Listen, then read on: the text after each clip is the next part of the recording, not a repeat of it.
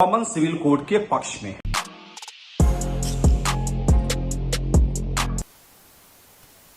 नमस्कार, आप भारत लाइव देख रहे हैं।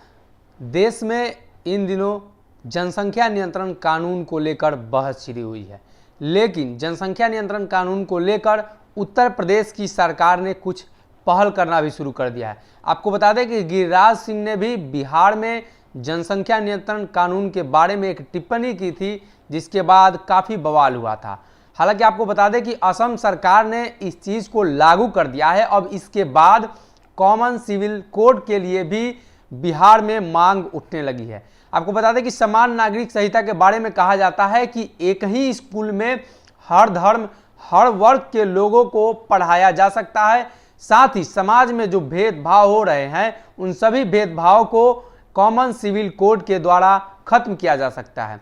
अब इसको लेकर एनडीए गठबंधन दल के जीतन राम मांझी ने भी आवाज उठाया। आपको बता दें कि कुछ दिन पहले सुशील मोदी ने भी इस पर टिप्पणी की थी और सुशील मोदी ने बाकायदा ट्वीट करके इसके बारे में जानकारी दी थी कि इस चीज़ को बिहार में लागू होनी चाहिए, जिससे कि अल्पसंख्यक हो या बहुसंख्यक, महिलाओं के साथ, बच्चों के साथ, सभी के साथ न्याय हो सके। आपको बता दें कि इसी क्रम में जीतन राम मांझी ने अपने ट्वीट के माध्यम से एक बात लिखी है, जो हम आपको बताने जा रहे हैं। जीतन राम मांझी ने लिखा, मैं कॉमन सिविल कोड का पक्षधर हूं, पर उससे ज़्यादा जरूरी देश में कॉमन एजुकेशन सिस्टम लागू करना है।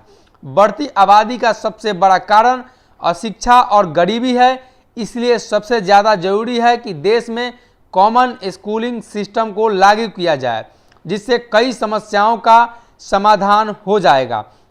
आपको बता दें कि इन सभी मांगों को लेकर जीतन राम मांझी कई बार ट्वीट के माध्यम से अपने वक्तव्य को बताते रहते हैं। जीतन राम मांझी हमेशा ऐसे बयानों की वजह से चर्चा में आ जाते हैं, जिससे बिहार का राजनीतिक माहौल गर्म हो जाता है। इस मामले में सुशील कुमार मोदी ने भी 2 दिन पहले एक ट्वीट किया था, जिसमें लिखा था, उत्तराधिकार, विवाह, गोद लेना, तलाक और तलाकशुदा के जुगाड़ भत्ता संबंधी मामले के निपटारे की अड़चन समान नागरिक संहिता लागू होने से खत्म हो जाएगी। यानी उन्होंने समान नागरिक संहिता को लेकर ट्वीट किया था और कहा था कि ये बिहार में लागू हो जाना चाहिए। इससे महिलाओं के साथ जाति और धार्मिक आधार पर कोई भेदभाव या अन्याय नहीं किया जा सकेगा।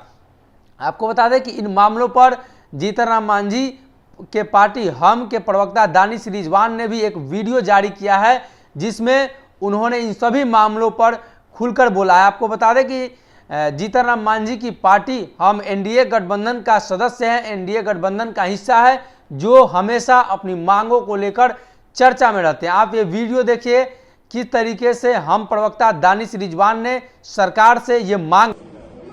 देखिए, Hindustani Awam Morcha common civil code के पक्ष में है, लेकिन देश में उससे ज्यादा जरूरी कॉमन एजुकेशन सिस्टम को लागू कराना है। देश में कई तरह की समस्याएं हैं, जिसका समाधान और उपाय एकमात्र है कॉमन स्कूलिंग सिस्टम। बढ़ती हुई जनसंख्या की अगर हम बातचीत कर लें, तो बढ़ती हुई जनसंख्या को रोकथाम के लिए सबसे ज्यादा जो जरूरी है, वो देश में को शिक्षित करना है। और देश में गरीबी और अशिक्षा जनसंख्या को बढ़ावा दे रही है। इसलिए सबसे ज्यादा देश में अगर किसी कानून की जरूरत है, तो कानून है common schooling system, common education system. सबको एक बराबरी की शिक्षा मिले, देश के कई समस्याओं का समाधान ऑटोमेटिक। अगर ये वीडियो पसंद आई और वह बिहार के राजनीति और बिहारियत से सरोकार रखेनी, तो सब्सक्राइब बटन दबा के चैनल के सब्सक्राइब कर ली। ओजे एगो घंटी बा, ओकरा बटन दबा देला से कुल सटीक और मारक खबर रुआ मुफ्त में मिल जाई।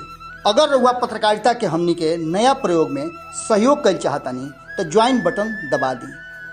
पेटीएम नंबर नोट कर ली, 9386816700। धन्यवाद।